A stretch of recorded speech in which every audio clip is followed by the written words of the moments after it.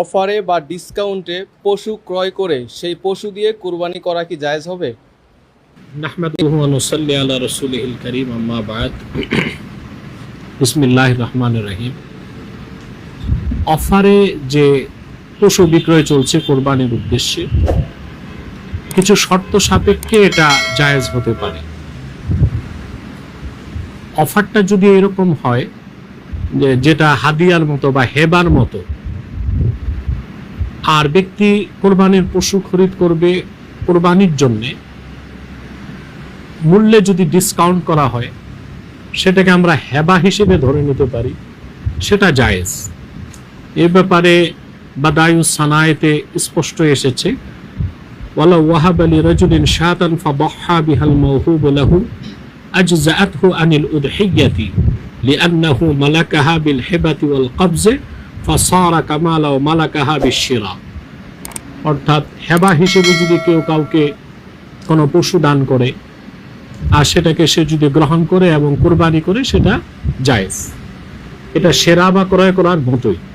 অতএব অফারটা যদি হয় মূল্যের ডিসকাউন্ট, তাহলে আমরা এটাকে জায়েজ বলতে পারি। কিন্তু অফারটা যদি এরকম হয় যে একটা বড় সারের সাথে একটা বাছুর দেওয়া হবে, এবং সেটাও যদি ব্যক্তির কেনার উদ্দেশ্য হয় শুধুই কোরবানি, অফার পাওয়া নয়, তবুও সেটা জায়েজের মধ্যে পড়ে, কিন্তু এটা তাকওয়ার খেলাফ। এই বিষয়গুলোতে আমাদের সতর্ক থাকা উচিত। কিন্তু বাংলাদেশে অফারের নামে এমন কিছু কাজ হচ্ছে যেটা বাইয়ে ফাসেদের অন্তর্ভুক্ত হয়ে যায়। যেমন পশু, এটাকে ওজনে মেপে তারপর বিক্রি হচ্ছে।